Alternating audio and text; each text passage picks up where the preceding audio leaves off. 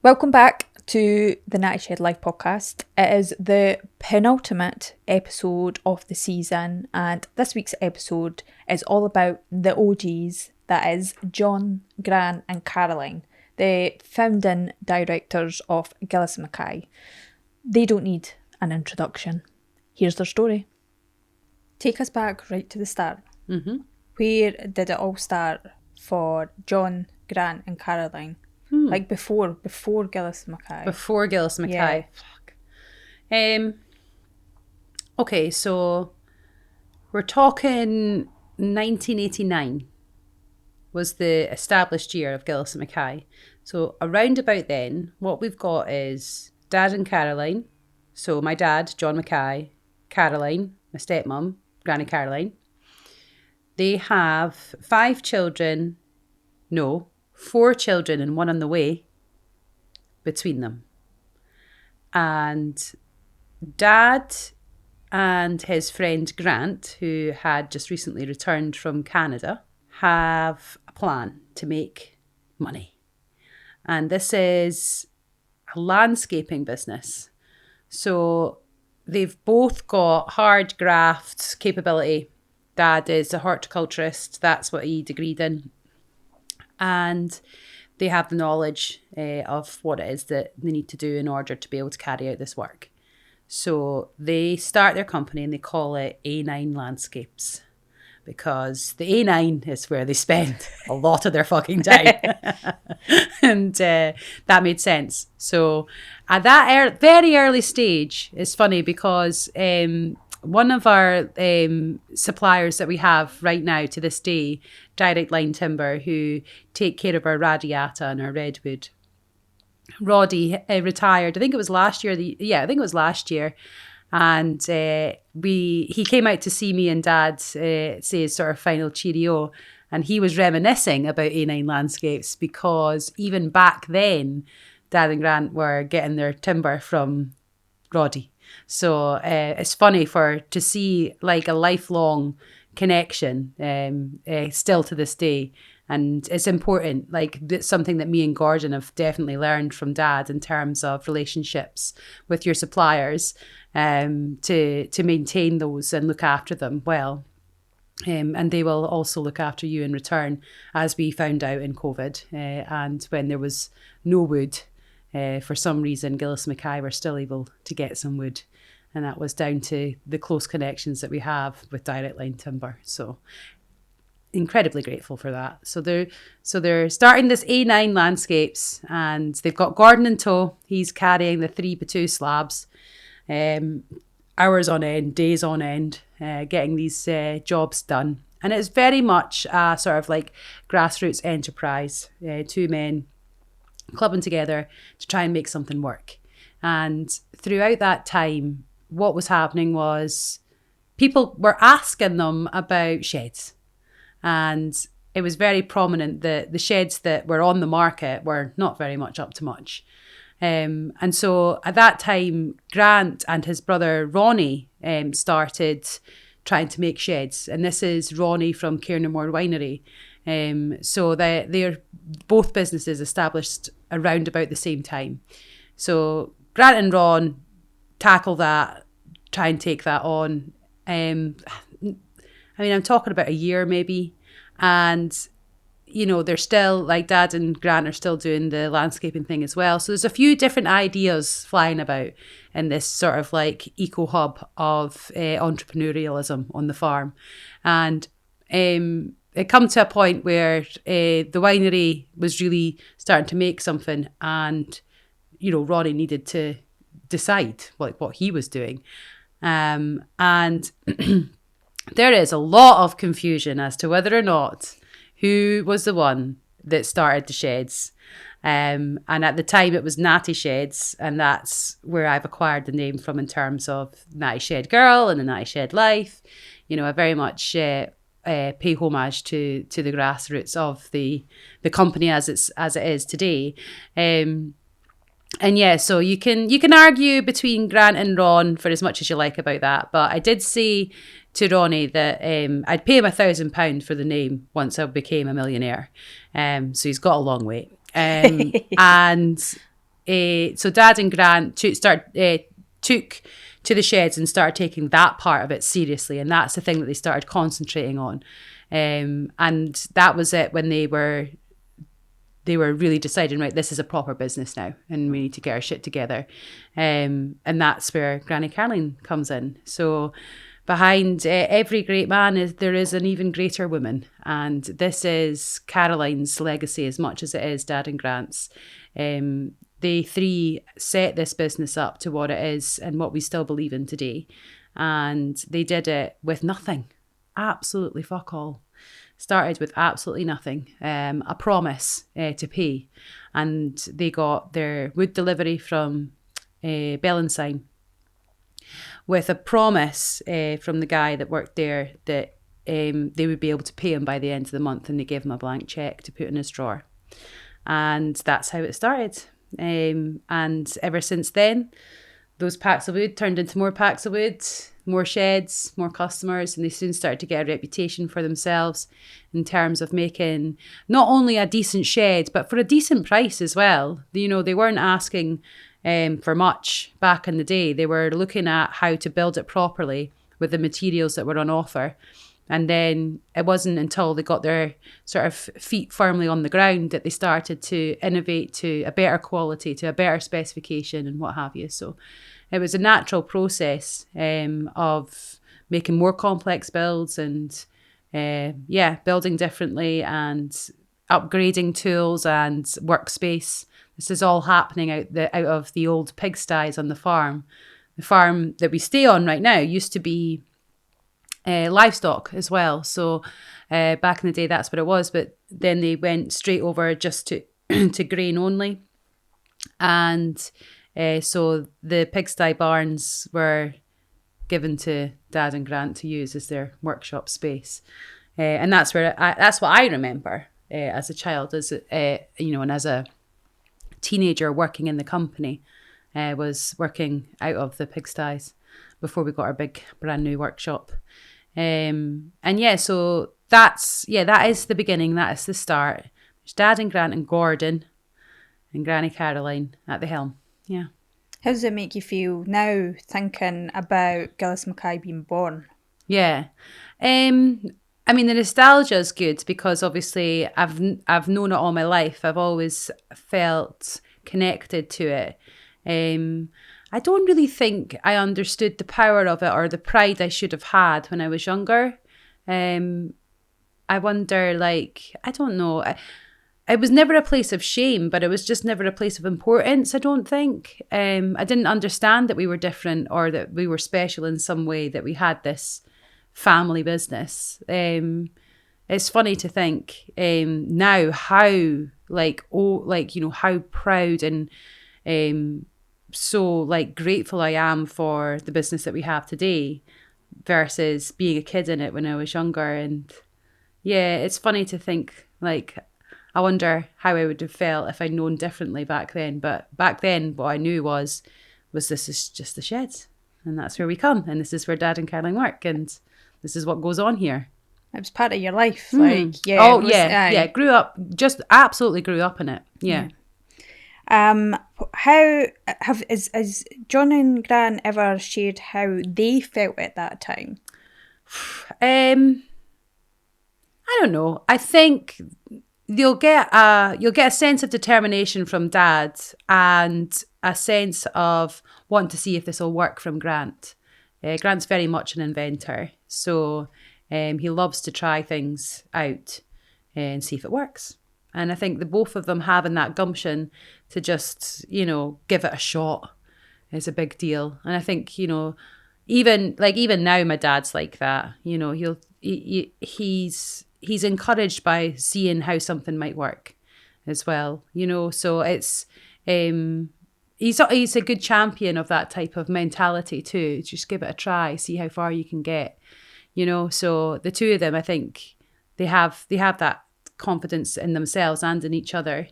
They're very, their backgrounds, they're the way that they were raised in terms of independence and standing on their own 2 feet was very clear from that type of generation too. And then with Caroline, just an intellect. Like, she's so clever, so academic, so capable of all different types of skills.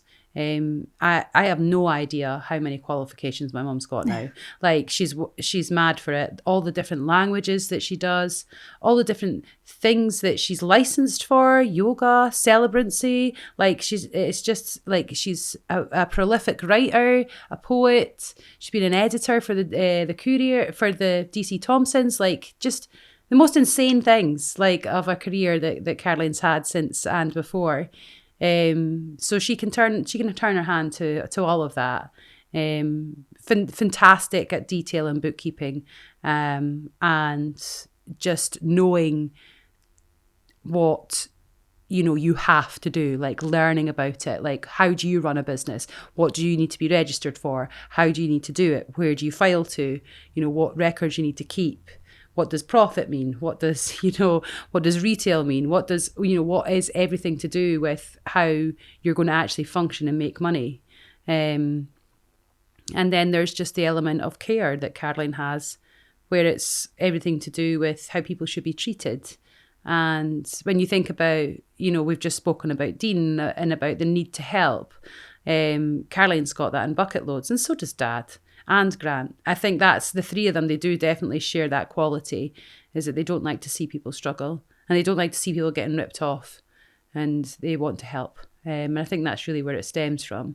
So, the way in which the three of them sort of combine their efforts to start this, and how they felt when they were doing it. I think, Dad and Grant probably just thought they were onto a sure thing. Let's give it a shot, see how it goes.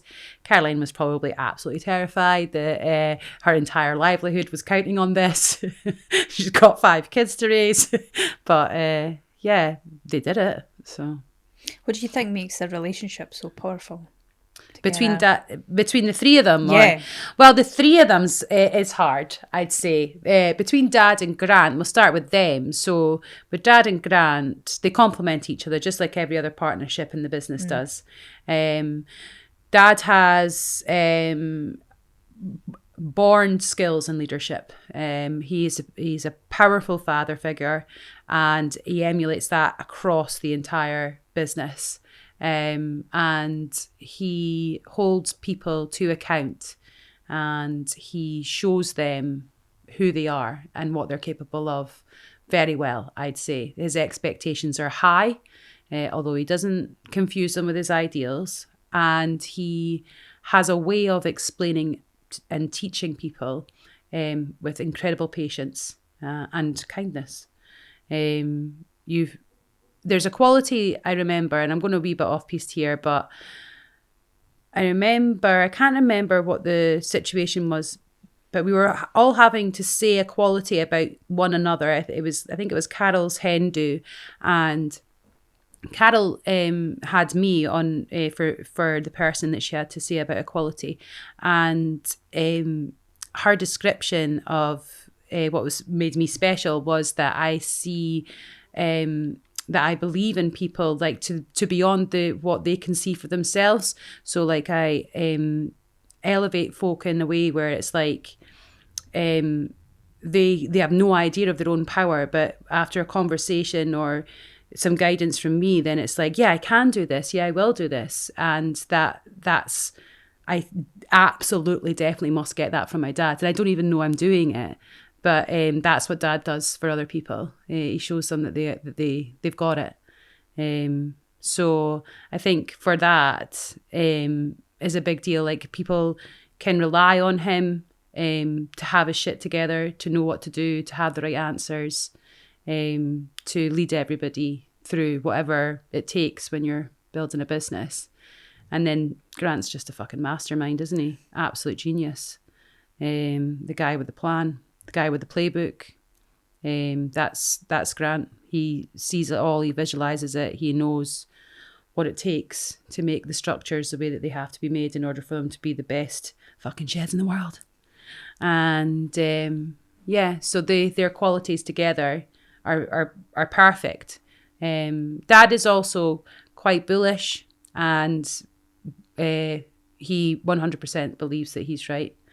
I don't know if he does so much anymore, but I definitely felt it a lot more.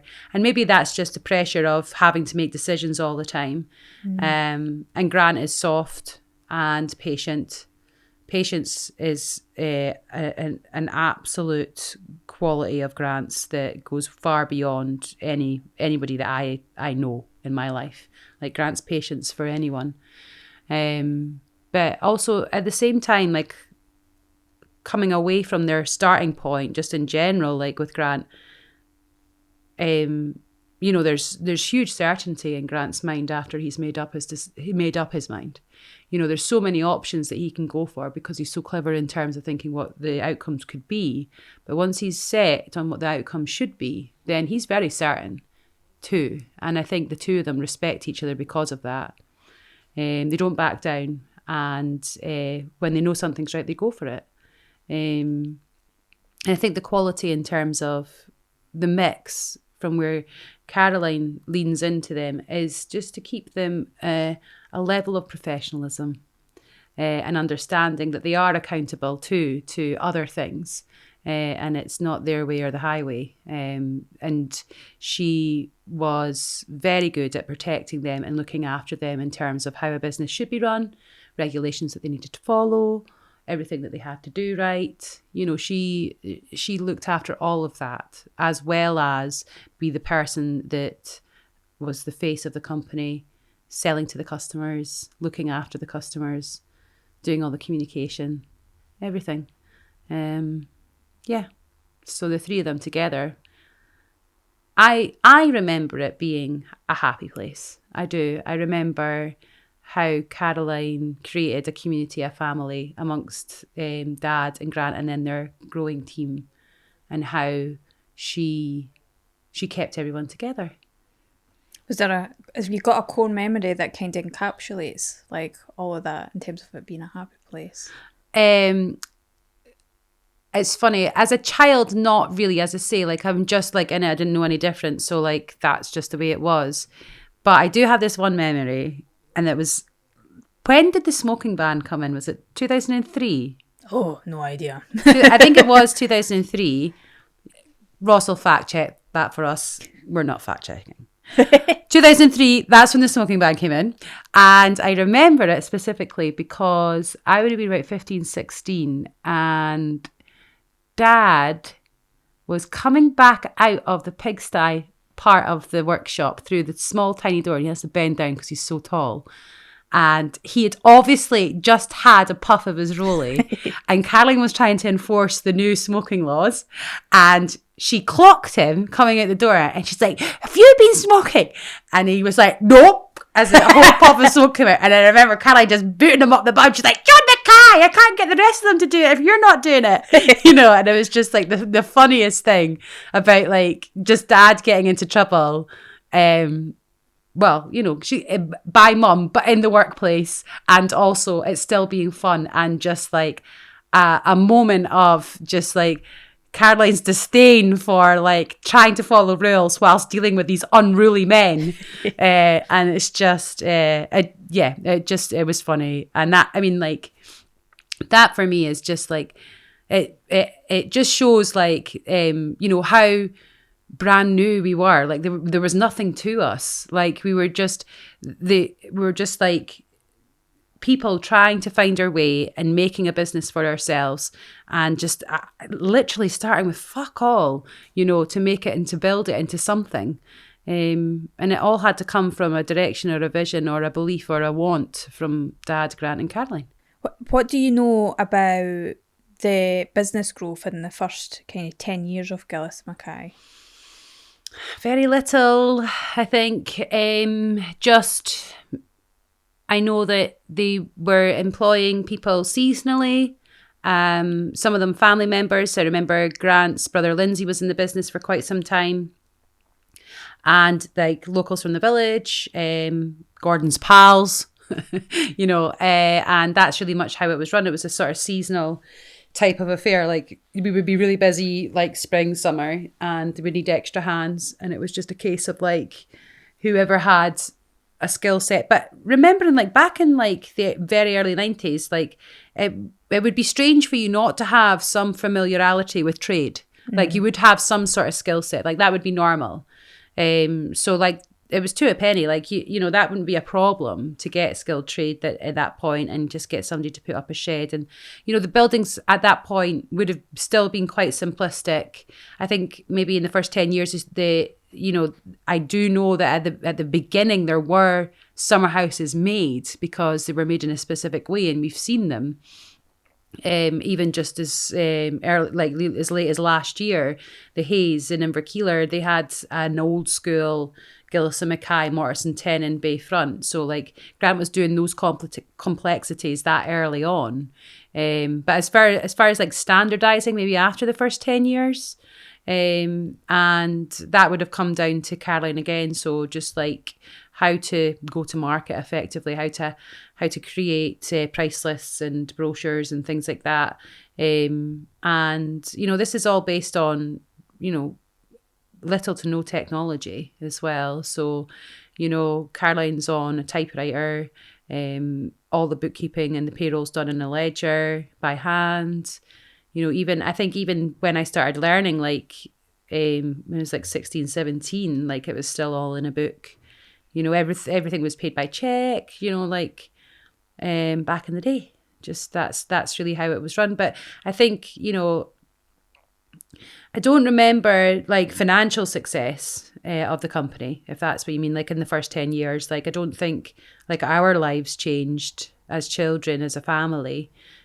Specifically, I know that Caroline was having to work other jobs, post office, shop, you know, and looking after 5 children and running the books and what have you. So I know it was a very hard time, and I know that Dad and Grant were both working exceptional long hours and what have you to get it off the ground. So I think that's really what it was. It was a hard slog to get it to where they wanted it to be. And I don't know if they ever knew or anticipated that how long that trajectory takes to get to. It's been like even 20 years on, you know, it still felt very hard. Literally, I'd say maybe even just in the last sort of 18 months to 2 years, I think that's the shift that we've been looking for. Prior to that, it has been battle after battle after battle. Yeah. What are the biggest kind of challenges that they have faced in the business? I mean, it's always come down to the seasonality of the company and working our way through and surviving winter. And I've always known that as a fear, and I've always had it as a fear ever since I became in the office. But prior to that, I had no idea. Every Christmas and New Year, everybody was well looked after. Everybody had a Christmas bonus. Everybody had a Christmas night out stay away. We were, you know, we were well loved and celebrated at Christmas by our parents. We didn't have, you know, a lot of money or anything like that. It was very much, you know, 5 kids in a 2-bedroom, tiny little cottage in the village. You know, that's what we had. And we were grateful for it. So there was definitely obviously money there for us to be able to have a decent quality of life. But that came down to Caroline, very much so, I reckon. And I mean, Dad's a pretty good cook too. So, but yeah, so I think the money struggles are probably the most prevalent in the later, like my later teens, dealing with what was going on there. And the hardship of it was just like kicking your absolute fucking pan in all year to get to the end of the year to then start all over again from fucking scratch come January, like soul destroyingly. Just like, oh, you know, what are we going to do? Here we go again. And there's fuck all you can do based on the size of business that you are and the market that you're in and the weather that you're up against, you know. It's so funny how psychologically, you know, we think of our gardens and garden seasons, and the benefit of actually getting one of our buildings actually is in the winter. So like the whole point, you know, is providing shelter or extra room, extra space. for things that cannot be left out. I think we've done a really good job now in terms of how we handle that market and prepare for the winter months, because it's something that we don't have control over and something that we can't change. So we ourselves have adapted to suit.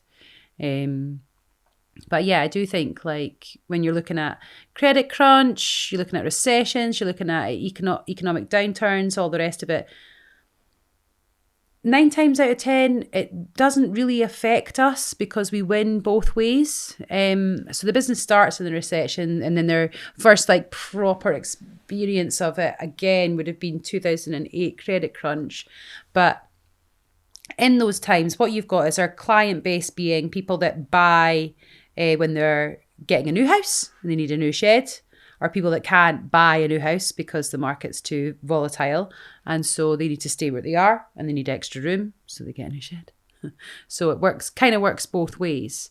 I think the biggest challenge that we've had is shifting our entire market to a different one, and that is something that I don't think Dad and Grant ever had to do. I think they have built a reputation that preceded them, which then meant that they had more money to then reinvest in better quality and better specification and better, labour and time to do these things with, and then by proxy make a better building. But for us to be so intentional about our shift in the market, and I don't think Dad and Grant had to do that. And that's mainly because they were too busy working. The whole thing relied on them so significantly. They were such key players within the company, to have Dad as the woodcutter and Grant in the parts department and also designing the buildings, It's a big deal. The two of them, very much operational. They didn't get anywhere near a back seat. No. They were right in it with everybody else. What? Is your Dad and Grant always had the vision to make the best sheds? No. Has that always been in there? No, this is a good story, actually. So the best shed thing, so where does it actually come from? Yeah, so this is a really good story, actually. I've got to remember, we're on our own fucking podcast, so I'll just say the story how it is. I'm not going to fucking sugarcoat it, Dan. So this guy, Dan, right? He's trying to sell something to the work, and he comes in and he's like, I want to sell you this thing, and I want to trade it for a shed. Now, my dad fucking loved a trade. He absolutely loves to trade things. Dog kennels was his favourite thing. Trading dog kennels for van straps, stuff like that, right? So this guy comes in, he's talking about doing this trade. And the way in which he's doing it in such a forceful way. And I'm quite young at this point, and I'm listening to this conversation, and I'm just like, who the fuck does this guy think he is? Does he not know who we are? Does he not know the buildings that we make? And he's trying to belittle the type of wood or the specification or how we're building, and saying, oh, I need this, I need this, I need this. And then almost manipulating a much, much bigger building versus what he originally asked for. We've all seen it. So this is all happening at that time. And I think to myself, what are you going to do? He's constantly complaining about the price of it. And then that conversation goes on, blah, blah, blah, blah. Bring it back to just me, Dad and Grant chatting about this. And it was I was like, well, this is how much it fucking costs. And then Dad's like, well, you've got all these other people that are charging this, that, and the other, or it could be less or whatever, quite a bit less. And I said, well, we've got a decision to make here. You either want to make sheds based on price and compete on price, make cheap sheds, or you want to make the best sheds. And if you want to make the best sheds, then it's going to cost that money. And that's how much it is. And you've got to be proud of that. And you've got to stand up for that. So that was at the point where me, Dad and Grant were saying, right, well, we're not going to compete on price. We don't care if other people are cheaper than us, because we're just going to make the best sheds. And that's what we're going to do. And that's where let's make the best sheds in the world come from. So that's the story of that. And it's all thanks to Dan and his pushy pen asking for money off. But the thing is, like, you knew that because of the reputation that your dad and Grant had built over that time. Yeah. That was already I was there. boiling. I was fucking Aye. raging. I was like listening to him. I was like, shut your puss. You don't even care what you're talking about. You go and fucking build a shed. I was so angry just like to hear him speaking like that. And I was like, you have no idea how hard these men work. Prick. Anyway. And you still talk about that today. Yeah. Like, that's still the same influence you have over us, especially in the sales and marketing team, because they're who needs to sell the buildings and stuff, and what they're faced with in the market, and you're I've never heard that for you before, so it's so interesting to hear that and understand why you've been batting that into us for so long. It's just like, that makes complete sense now. And it's still a conversation that still happens today. Yeah, it is. But it is important because, like, I've said this, like, we talked about this in Alistair's podcast about protecting the legacy of our fathers. And it's not just about that. It's their time and their energy and their respect. Like, so, like, when something, when something goes wrong, the first person that you'll see trying to, find a way is Grant. And I have to say to Alistair, it's like, our number one job is to protect Grant and his time, because Grant will literally do anything for anyone to make sure that everything's going to be okay in terms of the business, that he sees it as his responsibility, it's his business, blah, blah, blah. And I say to Alistair, our job here is to protect them and make sure that we're looking after their best interests and make sure that they've got their own time, because otherwise we get into situations where, like, these men who have done all of this for us continue to do all of the things and don't get any of their reward back. They need it. They need the respect and they need the reward. And that's part of everything to do with the legacy. Is, you've got to respect them. Yeah. I think it's something I didn't appreciate, like, earlier on as well. Like, but what I did love was the fact that you can see where that attitude comes from in terms of just wanting to help people, and the help will never stop. Yeah. And there's so much heart and love there for wanting to help other people, but you didn't really. It's hard to put yourself first and give yourself that space and give yourself that time. But we've all got to work. This is it. We're born to work together, and we've all got to look after each other, because that's exactly what happens. Yeah. You can't see it for yourself. There's another scenario where which paints the same picture, which is very recently there's a garage that's went out and the door placement slightly is not in the right position as to where the internal bench needed to be. So there was a lot of humming and hawing about how this was going to be resolved and all the rest of it, right? And back and forth. And then I say, like, look, I tell you what, the easiest solution I've got here, because I just want to make sure that this is going to be right for you and you're going to be happy with it. The last thing I want is for that person to go, every time they go into the garage, to go, I mean, it's a great garage, but fuck, could have really done with those extra 2 feet on that bench. That just ruins it all for me. Do you know what I mean? So I'm like, the easiest thing, I'll just make the new panel and we'll shift the door along and we'll make sure that this all fits in as you want it. And so... long story short, we have to go back, we do something else, come back, and then I get a response from the customer that says something like this to me. I'm just ad-libbing, but towards the end it was something like, so I suggest the best resolve is for me to get a little bit of money off as compensation to be putting up with the 2 foot short bench or whatever, right? And the justification that the customer uses, like, and I can only imagine that this would be a hell of a lot more of a saving to you to not have to send people out to rectify the panel and move the door, blah, blah, blah. And when I was reading the email, I was just like, doesn't get it. It's not about the money. It's never been about the fucking money. And that's it. It's like, that's why our reputation and who we are as a company works so well, is because actually my priority, Mr. Customer, is to make sure that the building that you have ordered and you want and is going to be your legacy building that you're going to have for the rest of your life is exactly as the way that you wanted it to be. And actually, I would prefer to rectify to get it to where it needs to be.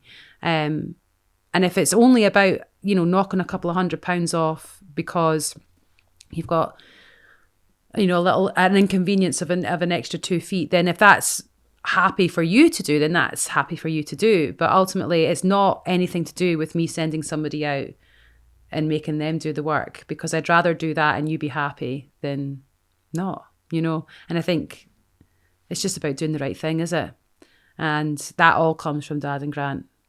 I think more so, in the later parts where where Dean took over in Grant's parts role, and Grant came far more into the office and did all the AutoCAD site visits, estimates and all that. God, I just remembered that Grant used to do estimates. I need to show Kieran. He will go mad about this. So, so like even more so from when Grant came into the office, and I realised how important it was to him that things were right. And the lengths that man goes to make sure that he's absolutely certain before he makes his decision. And I always say to him, look, Grant, just whatever you think's easiest. Whatever works well for you, Grant. He's like, do you think they're going to do this? Do you think they're going to do this? I'm like, whatever works well for you, Grant. It's not good enough for Grant. It's not that. Whatever works well for him. No, he's not interested in that. He wants to know how to do it exactly right for who the customer is and what they need and what they want. He'll go out and do a third site visit. He'll go have another conversation. He'll draw up 3 alternatives. Like he's glutton, but it means so much to him. So if it means so much to him, and then it means so much to me. Yeah. So it's a big, strong influence that they have, and it's one that I am hell-bent on making sure lasts. Even with the Grant as well, like that's attention to detail in Grant, and you can see that flow through the likes of, like, all the joiners, actually, the attention to detail. Yeah. I remember going out on site with him a couple of years ago. This is when the Rads were just new, and he was putting the magnets on the radiators. Oh yeah, that's right. You were doing the pictures for the first ones. Yeah, aye, and I think this is the first time like I've properly spent some time with Grant as well, and he is like he'd come up with his solution for the magnets, and then when he was out there, like it was the first time that I was getting a real insight into, like, you can have the best idea in the world, but you won't really know until you're out there and you're doing it, like how it's going to work. And then you can see why Grant, I mean, I don't know if Grant's always had that kind of mindset, but you can see why they have to be in constant problem solving mode all the time, because that best idea in the world can start to develop on site, and you realise that actually I need to make a tweak here, I need to make a tweak here. And that's what you've seen through even just a small thing like the magnets on the radiators, to tweaking it constantly to get into the right solution. It's just constant development all the time, and like it's something that, like I've said it before in a couple other podcasts, it's no blueprint. No. There's no blueprint to these buildings. Like the guys and yourself are constantly working on these buildings all the time. There's one thing that you can guarantee, that if you have always got the best Gillies Mackay that's ever been made. That's it. Like, because that's what they do. Every time you get a new Gillies Mackay, that's what it is. It's the best one that they've ever made yet. Yeah. And that just keeps happening over and over again. Yeah. Yeah, it's beautiful.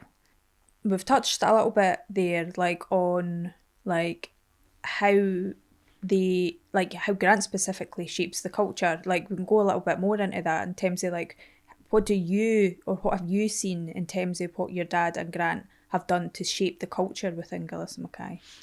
I think it's probably just, it's funny because there's a generation back now below. So it's like, if you think, so Dad and Grant are the predecessors for me, Gordon, Dean, Chrissy, Callum, Kath, and even just you, you were right on the cusp of it as well. Even Kieran to a certain extent. And so it's up to us to now pass on what we've learned from them to the rest. And I think we're all doing a good job of that. I really do. There's not a day that goes by that not one of them is spoken about and amongst the team. It's an influence of, I mean, Dean's a strong believer of the yesteryear, and like, that's his thing. And so he will mention my dad's like outlook on something or whatever, or that wouldn't have happened if John Mackay was here or whatever, so it's like, so that's important. And I think, Grant is so pinnacle to the big complex projects. He's needed by everyone still so much that it's really hard not to notice that the entire company is them. And I hope that the legacy team are doing a good job, doing them proud.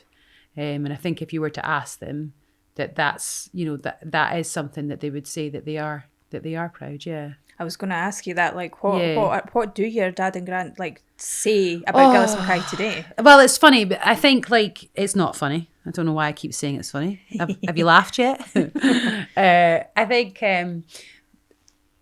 think a good recognition for this would be when I do the board of directors meetings. I try and do them quarterly, and then that's involves Dad, Grant, me, Gordon, Chris, Mar, and Ali McGill. Chris and Ali are our non-executive directors. So you've come to a couple of these before as well. So in these meetings, what happens there is that basically I've got to present to the board what's happening within the company, how it's progressed, what progress we've made, and any challenges that we have, and anything that I need their help on.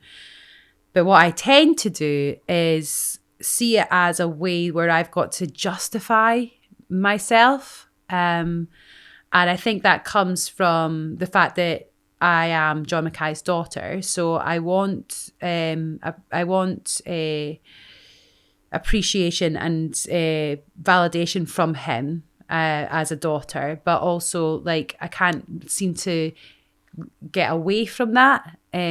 And I continue to deliver like that. But every time I go into that board meeting, I'm always very surprised at just how supportive and kind Dad and Grant are to me, and how much they both respect and believe in me, and trust me to look after them, which is my end goal, to be able to provide for them for the rest of their lives.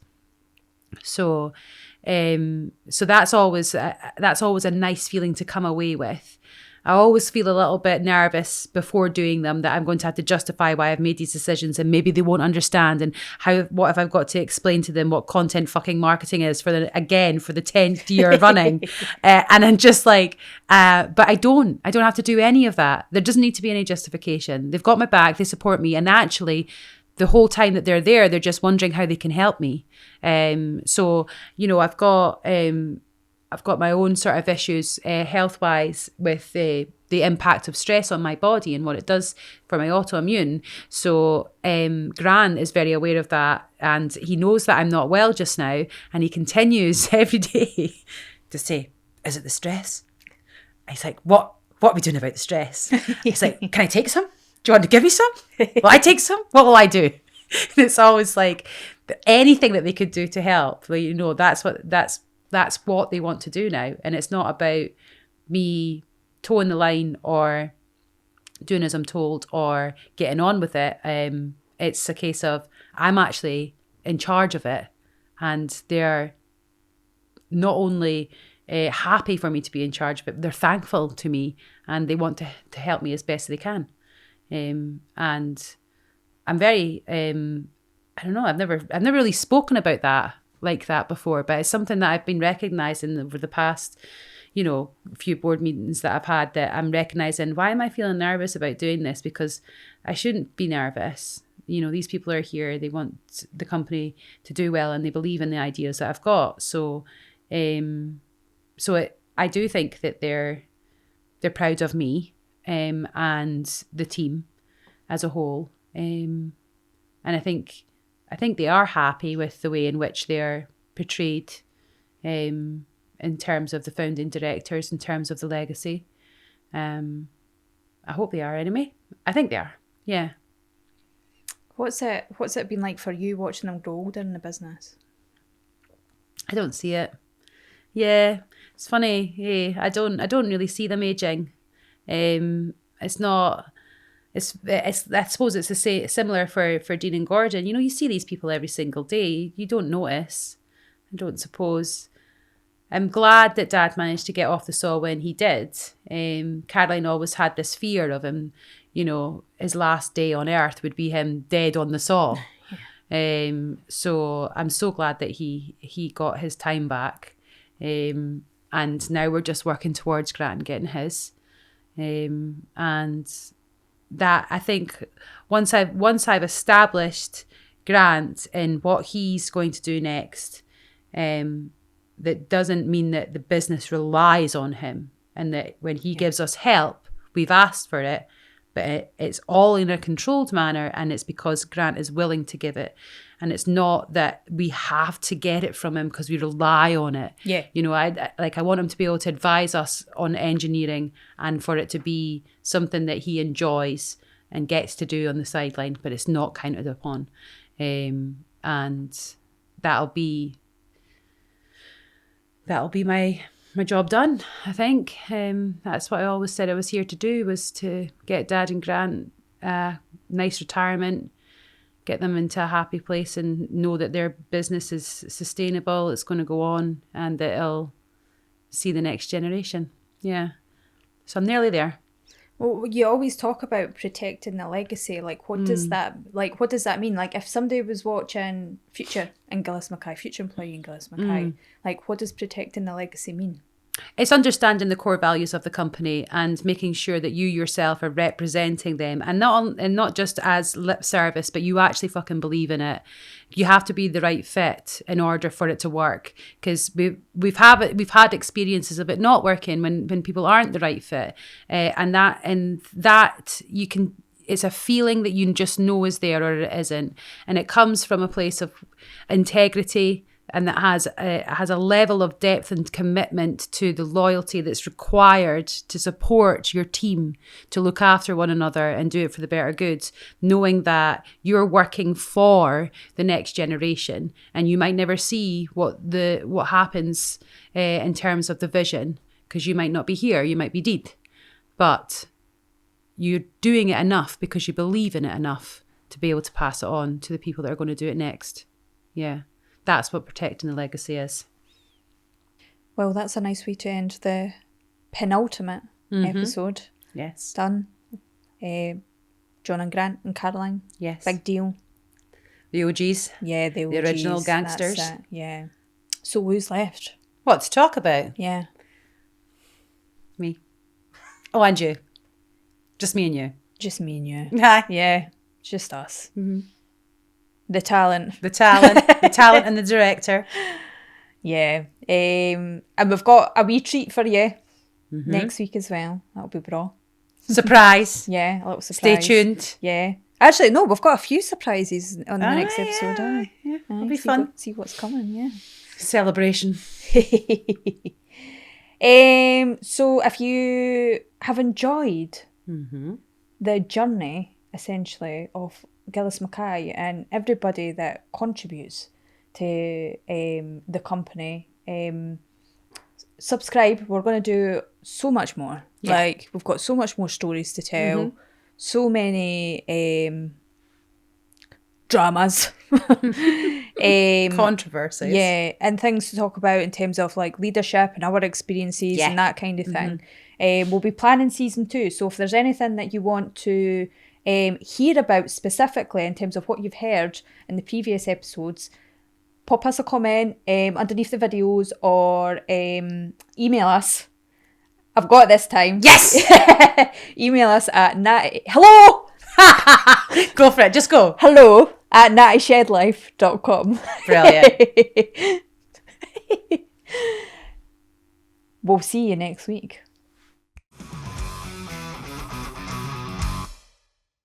It's the penultimate.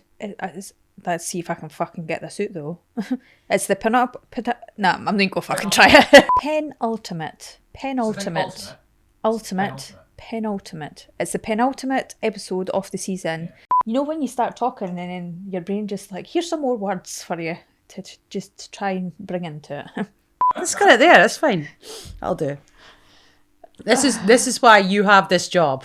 Could you imagine what the shit that Nick would let me away with? I'm like, nah, Nick, that's fine. Just fucking crack on. Yeah, fine. Just send that over. Ross will love that. No, can I just leave it? Okay. Cara was sitting with a can of juice the whole time. I know. I get away with anything because I'm the talent, baby.